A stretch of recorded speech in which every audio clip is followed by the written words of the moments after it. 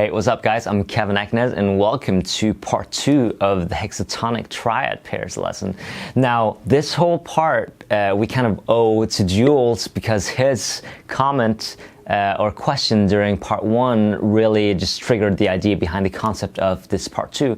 Now, Jules kindly asked how we could apply the Lydian hexatonic triad pairs in a musical setting, or like what kind of progressions.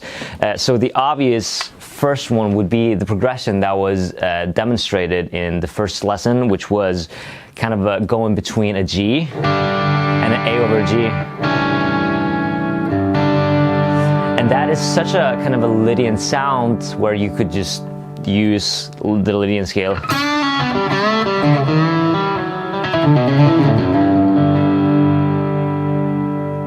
And kind of any kind of setting where the G chord is a 4 chord, so say that we're in a progression where in D major, for instance,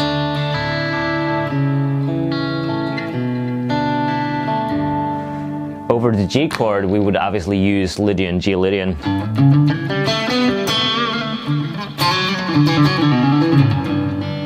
Or the Lydian hexatonic triad pairs.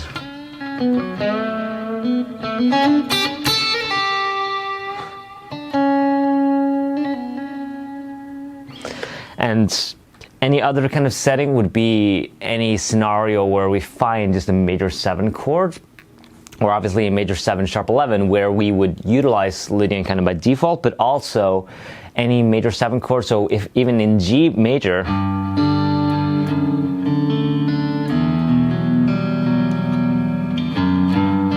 we could superimpose.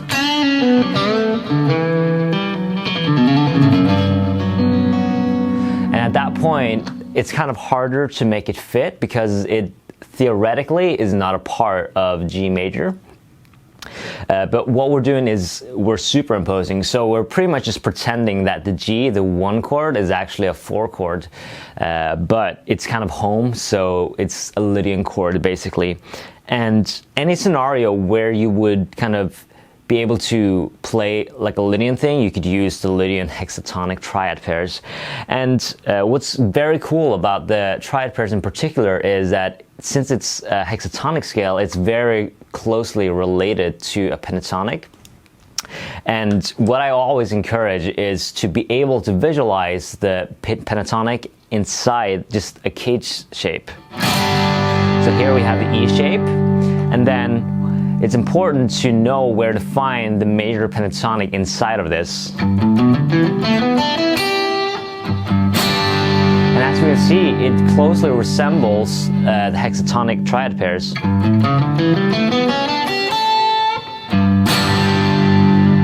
So what's cool is combining them both.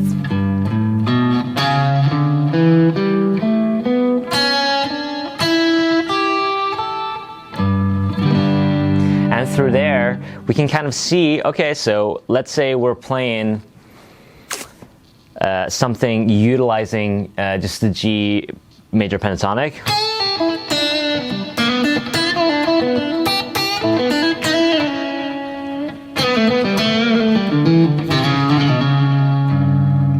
And we basically know where to find that very spicy note, and we could just add it to any kind of a thing. And so it's important to take it through all the different positions. So if we take a look at this position here, so let's say we're utilizing the D.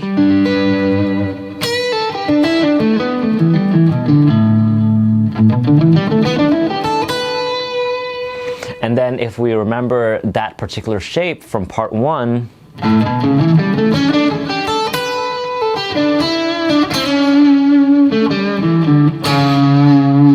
so basically we're just adding on this C sharp here, the major third of the A, which is the kind of key element of the triad pairs, or like the second triad inside the triad pairs in Lydian.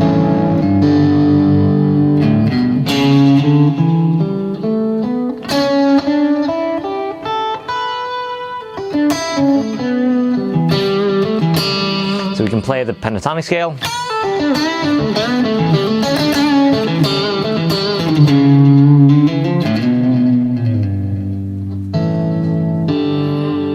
very easy to kind of go in and out of that sort of Lydian flavor, or the Lydian flavor tonality. And what's very cool is it kind of creates a very hip, not so stepwise melodic kind of lines as you normally would say, just like playing Lydian, because where a lot of the kind of vocabulary will stem from is going to be from stepwise. But here, you kind of have like a little bit of wider interval, so it's kind of similar to, like, say, if you remember that 2-1-2-1 technique.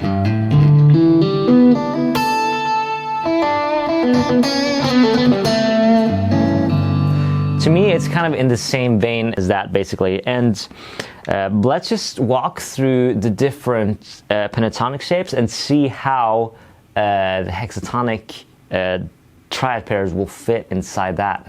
If you're enjoying these sounds and this concept, then make sure to hit up the comment section below and let me know, so I know whether to push this kind of concept further or not. And also any questions that you may have. Remember, this lesson here came from a question in particular. And if you want to help support this channel, make sure to hit up patreon.com/KevenEknes. There's a lot of cool exclusive content there, as well as diagrams and stuff to help just understanding this concept even further. So all these exercises are designed to help you visualize the hexatonic scale shapes inside a pentatonic. So for this first exercise, we're going to ascend the pentatonic scale shapes that are important with hexatonic triad pairs, and on any sets of strings that has a different kind of note that's from the hexatonic triad pair, we're going to actually repeat that. First time around, we're going to do the pentatonic as normal, and then when it's repeated, that particular string, it's going to be the notes from the hexatonic triad pairs.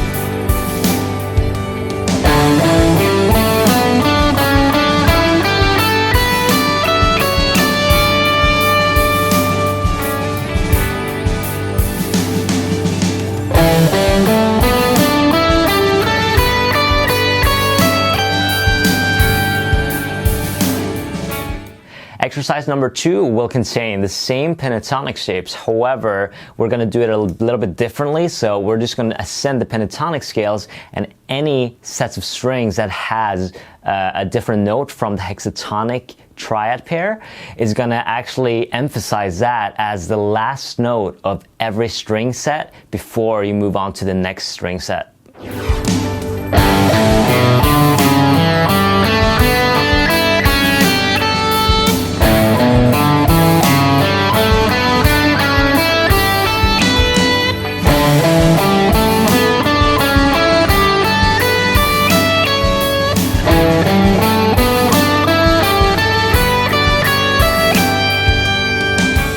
Now, for the third and final exercise, we're actually going to eliminate any other note aside from the Lydian note on any sets of strings that has that Lydian note from the Lydian hexatonic triad pairs.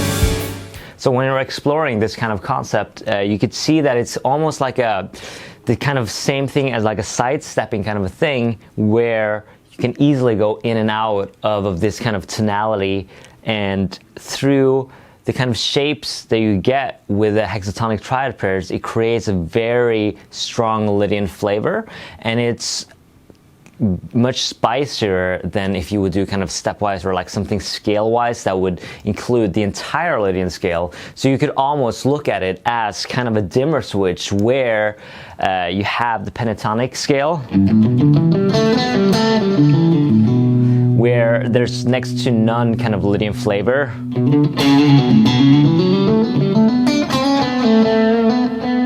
you could add the Lydian kind of scale, which has a lot more Lydian content, obviously, and then the most Lydian content would be to kind of eliminate a lot of those other notes, so utilizing the hexatonic triad pairs.